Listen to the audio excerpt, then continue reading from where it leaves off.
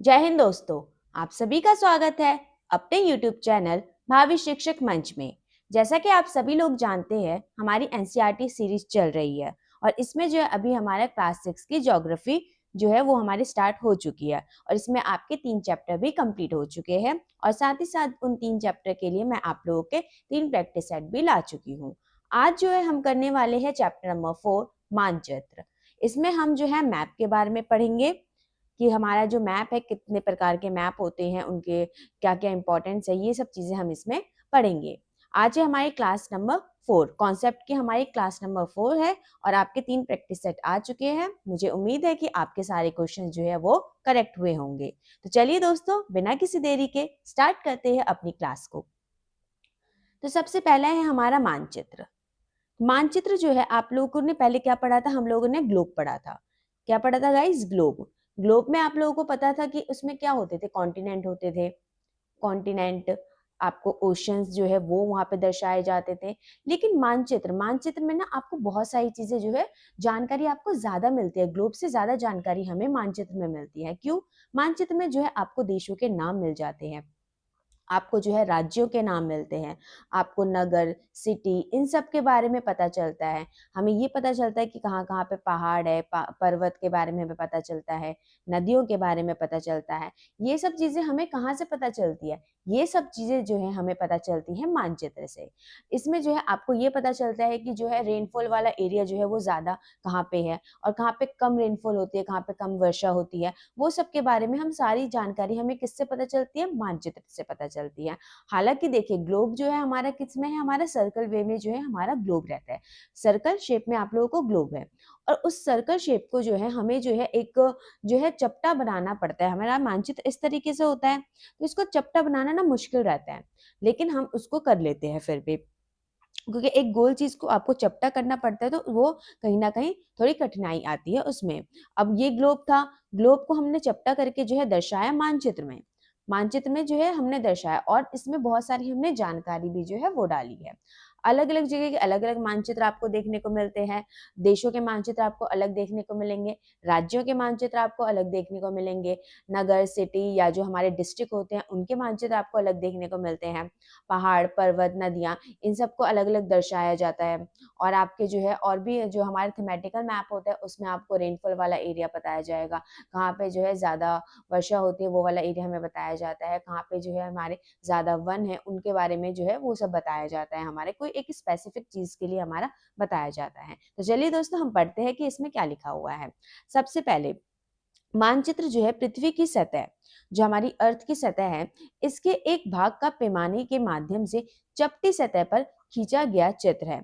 मानचित्र क्या है? जैसे हमारी ये अर्थ है, ये क्या है गाइस? हमारी अर्थ है जो कि हमारे भूभाग आकार की है, ध्रुवों से जो है ये चपटी होती है। इस वजह से हम इसे गोल ना कह के इसे हम बोलते हैं भूभाग और इंग्लिश में हम इसे बोलते हैं जियोइड। क्या बोलते हैं गाइस? जियोइड शेप की है। अब ये जियोइड शेप की जो हमारी अर्थ है, इसको जो है इसके पैमाने को हमने कैसे किया है? हमने इस तरीके से मानचित्र पे उतारा है। हमने जो है चपटे तौर पे इस पे चपटी सतह पे इसको खींचा गया है, चित्र होता है हमारा मानचित्र। लेकिन एक गोल सतह, लेकिन एक गोलाकार सतह, जियोइड जो है वो एक गोलाकार ही टाइप का है। थोड़ा सा ही तो चेंज है बट है तो गोलाकार ही टाइप का। पूरी तरह से चपटा करना असंभव है। ये प्रॉपर वे में जो है चपटा नहीं किया जा सकता है, बट काफी हद तक हमने ये चीज संभव की है।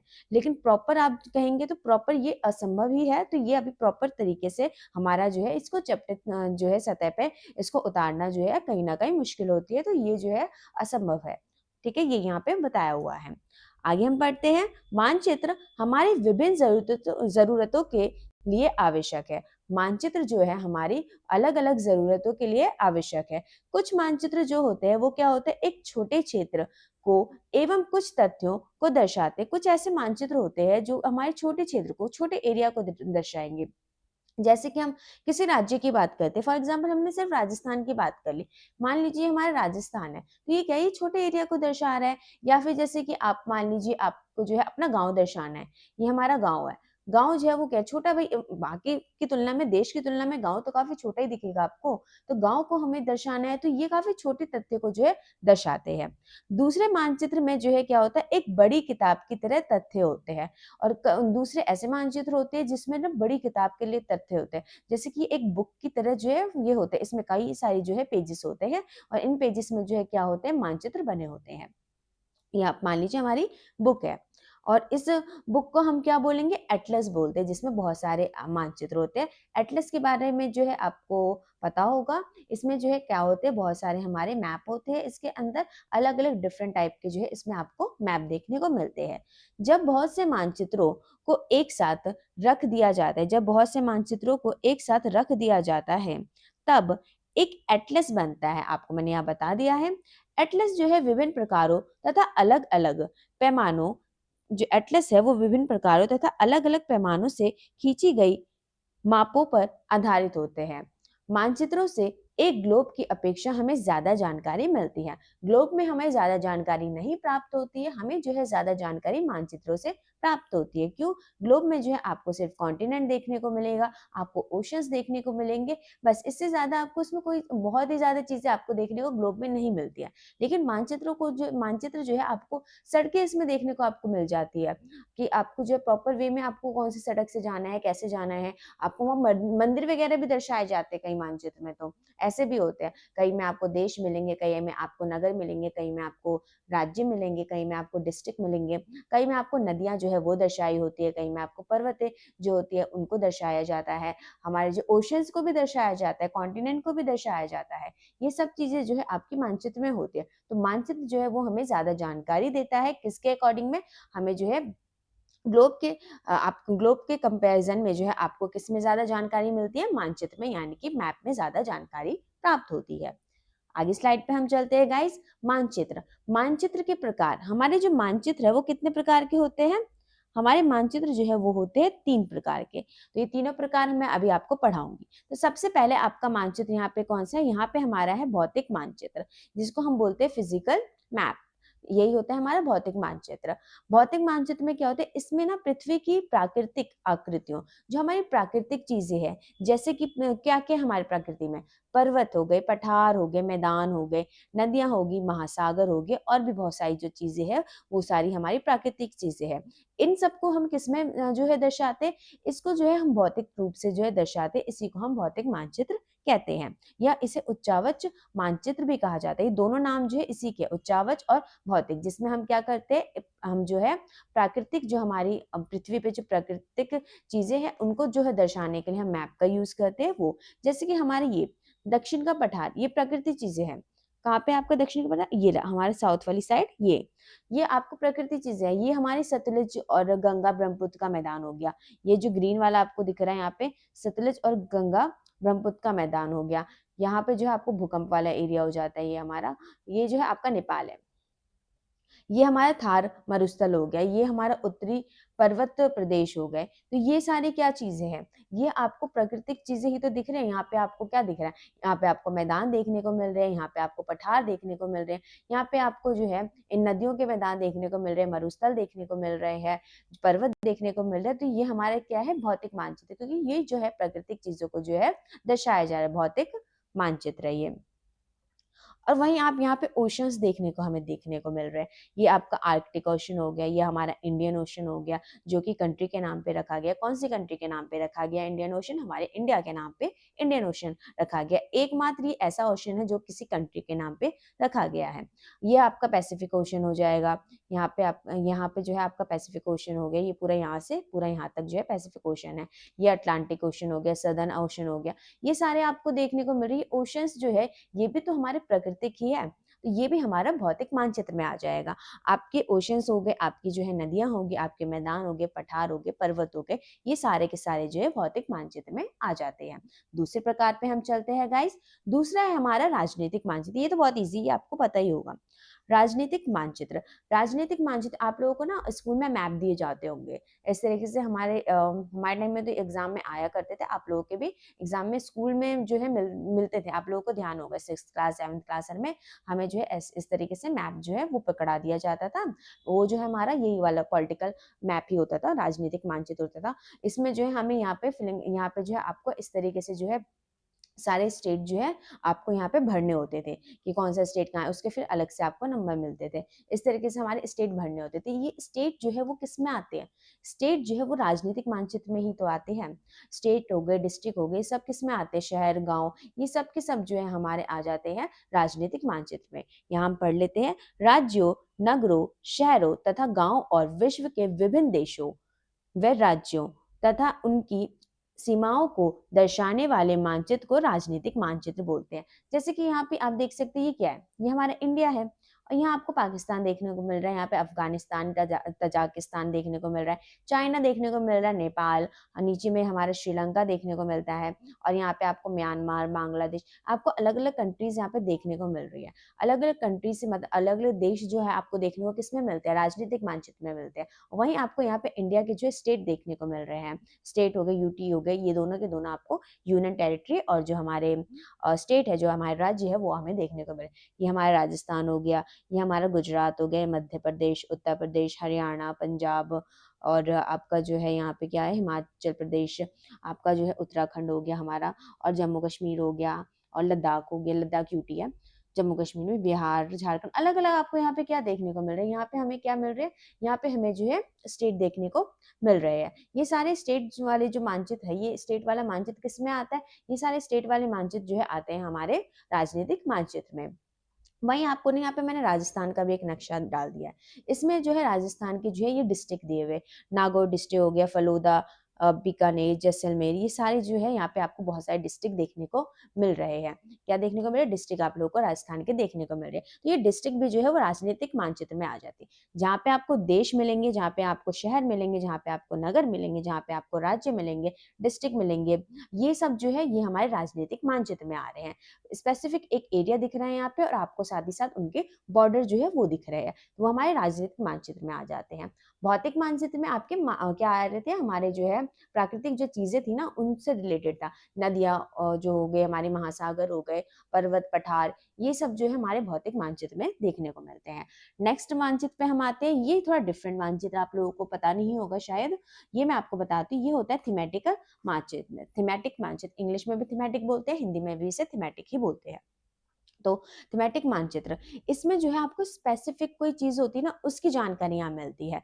किस चीज की? यहाँ हम विशेष जानकारियां, ये देखिए, कुछ मानचित्र विशेष जानकारियां प्रदान करते हैं, जैसे कि सड़क। सड़क का मानचित्र आप लोगों ने देखा होगा। आप लोगों ने जो है वर्षा का मानचित्र, रेनफॉल वाला जो हमारा मैप होता है, कहाँ पे ज्यादा रेनफॉल होती है, वो वाला एरिया जो है थोड़ा ज्यादा डार्क आपको देखने को मिलता है। जहाँ कम रेनफॉल होती है वहां पे आपको थोड़ा लाइट वाला एरिया देखने को मिलता है। ये सारे जो आते हैं हमारे थीमेटिक मानचित्र में आते हैं, थीमेटिक मैप में आते हैं। और इसमें आप देख सकते हैं वन, वन आप लोगों को यहाँ देखने को मिल जाते हैं कि वन कहाँ पे ज्यादा है, कहाँ पे कम है, कौन से एरिया में आपको ज्यादा वन देखने को मिलते हैं। भूकंप वाला एरिया आप लोगों को देखने को मिलता है, तो वो सारे के सारे उद्योग वाला एरिया हो गया, भूकंप वाला एरिया हो गया, वितरण दर्शाने वाले मानचित्र इत्यादि। इस प्रकार के मानचित्र को थीमेटिक मानचित्र कहा जाता है। तो इन्हें हम क्या बोलेंगे? जिसमें हमें स्पेसिफिक जानकारी मिल रही है, उनको हम बोलते हैं थीमेटिक मैप। आपको 3 मैंने मैप करवा दिए, कौन कौन से तीनों है? एक हमारा हो जाता है भौतिक, दूसरा हमारा हो जाता है राजनीतिक, तीसरा हमारा हो जाता है थीमेटिक। राजनीतिक और थीमेटिक। तो आपका जो है प्राकृतिक वाली जो चीजें होती है, जो नेचुरल चीजें हमारी है, नेचर से रिलेटेड जो हमारी चीजें है, जैसे कि पठार, पठार, ओशन यानी कि महासागर, महासागर, और आपके क्या हो जाएंगे, और हमारे हो जाते हैं यहाँ पे नदियां। ये सारी चीजें आपको कहाँ देखने को मिलती है? ये भौतिक मानचित्र में देखने को मिलती है। राजनीति में आपको जो है बॉर्डर्स जो होते हैं ना, वो वाले एक स्पेसिफिक जो हमारा एरिया होता है और उसके बॉर्डर होते हैं, वो देखने को मिलते हैं। जैसे कि देशों के जो मैप हो जाते हैं, राज्यों के मैप हो जाते हैं, और आपके जो है और नगर के मैप हो गए, शहर के मैप हो गए, ये सब आपको देखने को मिलते हैं किसमें?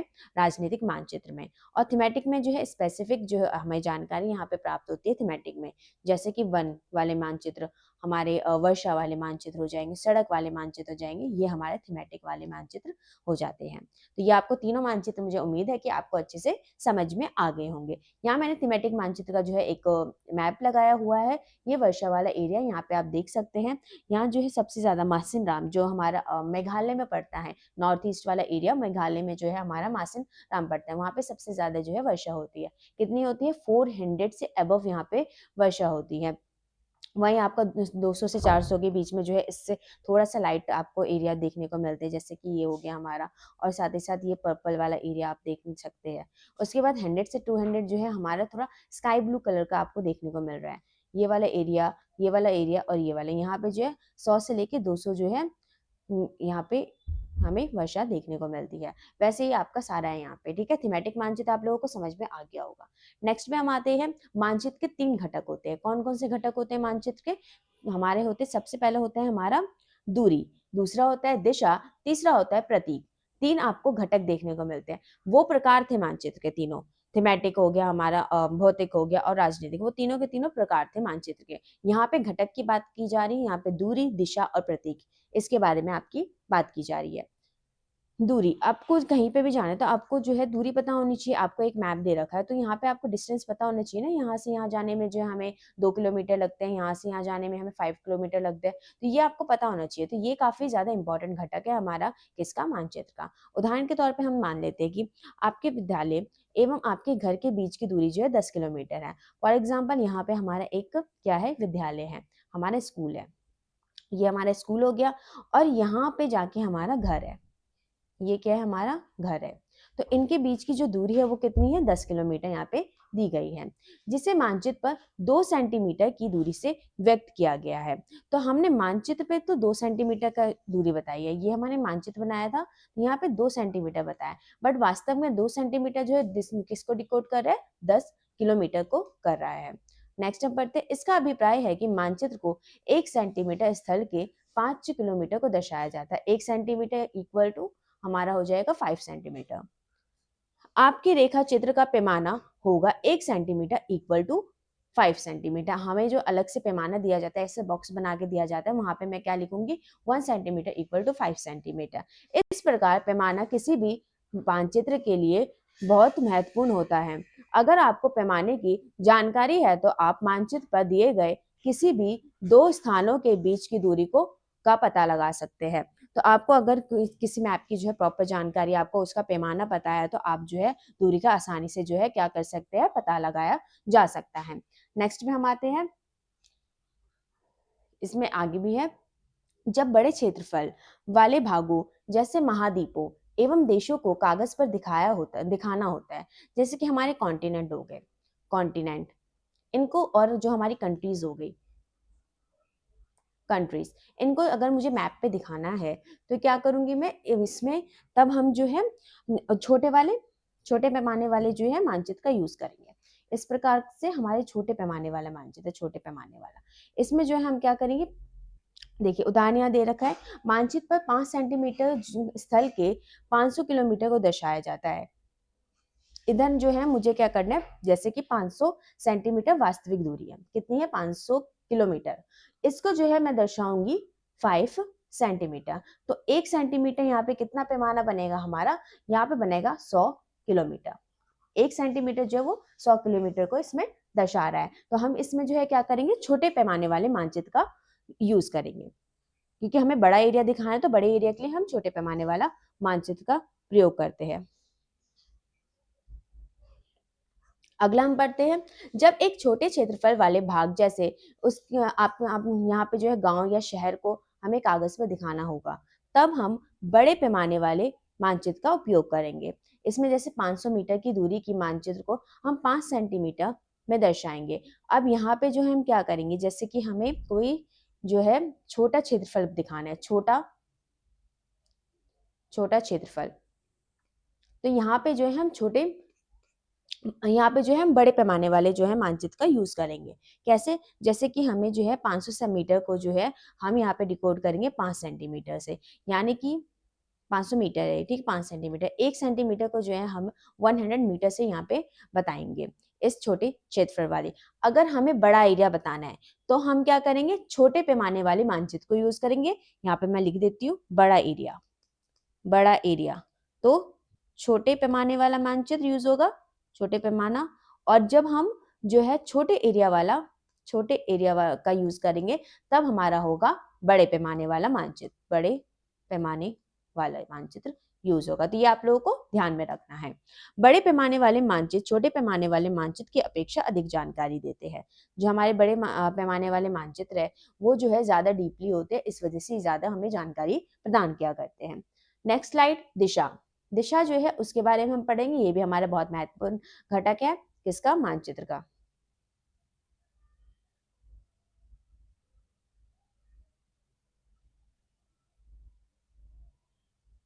ये रहा हमारा दिशा। तो हम पढ़ते हैं, अधिकतर मानचित्र में ऊपर दाहिनी तरफ तीर का निशान बना होता है। आपको ना यहाँ पे कोई भी मानचित्र दिया तो यहाँ पे ना दाहिनी और जो है ऐसे तीर का, और ये तीर के ऊपर जो है क्या लिखा होता है, उत्तर लिखा होता है, यानी कि ये उत्तर दिशा को हमारा बता रहा है। तो ये हमें मैक्सिमम मानचित्र पे ये चीज मिल जाती है। और ये जो है उत्तर लिखा होता है, ये तीर का निशान उत्तर दिशा को दर्शाता है। अब आपको उत्तर दिशा पता है तो उसके बाद आप चारों दिशाओं का जो है आराम से बता सकते हैं। ये उत्तर है तो नीचे वाला दक्षिण हो जाएगा, ये हमारा पूर्व हो जाएगा और ये हमारा पश्चिम हो जाएगा। इस उत्तर रेखा, इसे जो है उत्तर रेखा कहेंगे हम, क्योंकि उत्तर दिशा को दिखा रहा है तो उत्तर रेखा बोलते हैं इस वाली लाइन को। जब आप उत्तर के बारे में जानते हैं तब आप दूसरी दिशाओं जैसे पूर्व, पश्चिम, दक्षिण के बारे में भी पता लगा सकते हैं।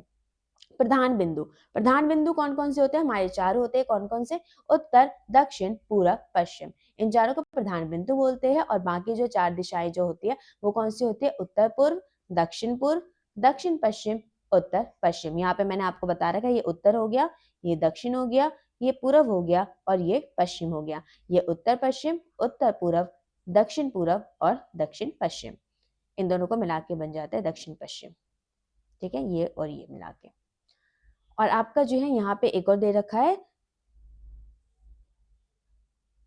ये है हमारा दिशा सूचक जो है हमारा यंत्र होता है ये। इससे भी हम क्या करते हैं, इससे हम पता लगा लेते हैं कौन से डायरेक्शन का हम पता लगाते हैं। दिशा सूचक जो है की सहायता से किसी स्थान की दिशा का पता लगाया जाता है। ये एक यंत्र है जिसकी सहायता से मुख्य दिशाओं का पता लगाया जाता है। इसकी चुंबकीय सुई की दिशा हमेशा उत्तर दक्षिण दिशा में होती है। चुंबक की भांति होता है ये इसके चुंबक वाली सुई है, उत्तर वाली साइड दिखा रहा है और साथ ही साथ आपको दक्षिण वाली साइड दिखा रहा है। इससे जो है हम क्या पता लगा सकते हैं, हम डायरेक्शन का पता लगा सकते हैं। आगे हम चलते हैं गाइस। प्रतीक, प्रतीक जो है ये भी इंपॉर्टेंट है। प्रतीक आपको आपको पता होगा, कुछ प्रतीक हमें आराम से पता चले, जैसे मंदिर का बना होता है तो हमें पता चल गया यहाँ पे मंदिर है। अगर आप किसी भाषा को नहीं जानते, किसी अन्य देश में आप चले गए, उनकी भाषा नहीं जानते आप, तो आप क्या करेंगे, प्रतीकों के माध्यम से भी आप जो है दूसरे स्थान पे जा सकते हैं। मस्जिद का बना होता है हमारा, ये क्रिश्चियन वाला बना होता है, इस तरीके से बना होता है। पोस्ट ऑफिस का पीओ यूज किया जाता है। और आपका जो है और रेल लाइन जो है उसका अलग अलग यूज होता है, इस तरीके से ये होता है। और नदियों के लिए हम ये यूज करते हैं, आपको दिख रहा होगा। और पक्की सड़क, कच्ची सड़क जो होते हैं उनके लिए हम ये वाले यूज करते हैं। तो ये आपको अच्छे से पता होंगे।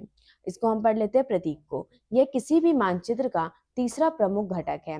किसी भी मानचित्र पर वास्तविक आकार एवं प्रकार भी विभिन्न आकृतियों जैसे भवनों, सड़कों, पुलों और वृक्षों, रेल की पटरियां या कुएं को दिखाना संभव नहीं होता है। अब इसको हम एग्जैक्टली तो नहीं दिखा सकते, तो इनके लिए हम क्या करते हैं, कुछ जो है साइन का जो है यूज करते हैं, कुछ प्रतीकों का हम यूज करते हैं।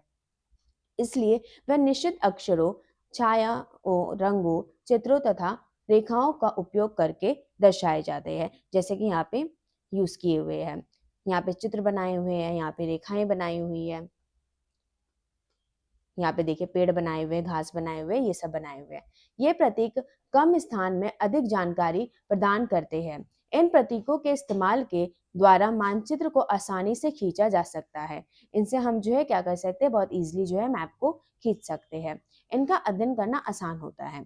उदाहरण के लिए सामान्यतः नीले रंग का इस्तेमाल जो है जलाशयों, भूरा रंग जो है हम पर्वतों के लिए यूज करते हैं और पीला रंग हम किस लिए यूज करते हैं, पठारों के लिए यूज करते हैं। ये तीनों आपको याद रखना है।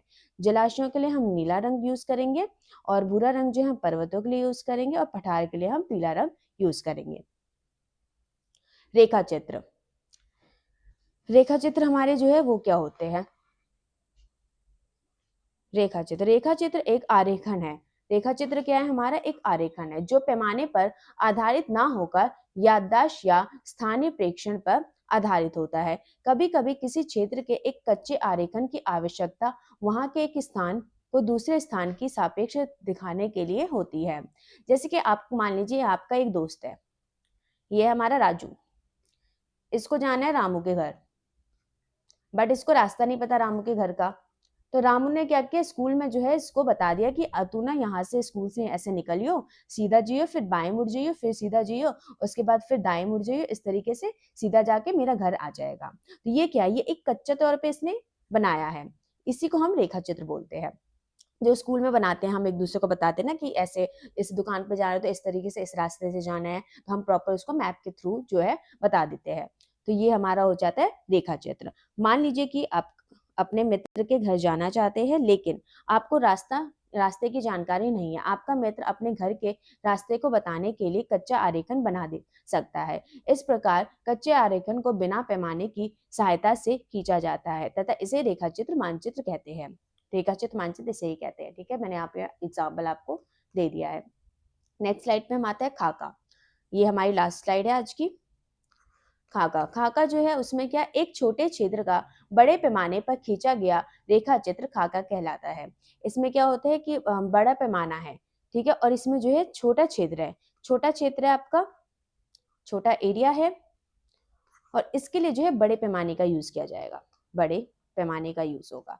एक बड़े पैमाने वाले मानचित्र में हमें बहुत सी जानकारियां प्राप्त होती है, लेकिन कुछ चीजें ऐसी होती है जिन्हें हम कभी कभी जानना चाहते हैं, जैसे किसी कमरे की लंबाई एवं चौड़ाई। अब कोई एक कमरा है तो इसकी हमें लंबाई जाननी है, इसको हमें जो है चौड़ाई जाननी है, तो जिसे मानचित्र में नहीं दिखाया जा सकता, उस समय हम लोग बड़े पैमाने वाले एक रेखा चित्र खींच सकते हैं, जिसे खाका कहते हैं। जैसे कि कभी कोई घर वगैरह बनाए जाते हैं, तो यहाँ पे जो है ये रूम इतना बड़ा होना चाहिए, ये वाला रूम ऐसा होना चाहिए, तो ये वाला जो है ये हमारा क्या कहलाता है, खाका कहलाता है। ये आपको याद में रखना है। तो thank you so much guys, आपको ये पूरी वीडियो देखी आप लोगों ने, और आपको अगर कॉन्सेप्ट वीडियो अच्छी लग रही हो या आपको जो है एमसीक्यू वीडियो अच्छी लग रही हो, तो आप लोग जो है चैनल को लाइक, सब्सक्राइब और शेयर करना ना भूलें, और साथ ही साथ बेल आइकन दबा दीजिएगा। तो चलिए दोस्तों, अब हम नेक्स्ट वीडियो में मिलेंगे। अब हमारा जो है चैप्टर नंबर 5 जो है वो हम करेंगे ज्योग्राफी क्लास 6 का, ज्योग्राफी 6th क्लास का। चलिए दोस्तों, मिलते हैं नेक्स्ट वीडियो में। जय हिंद।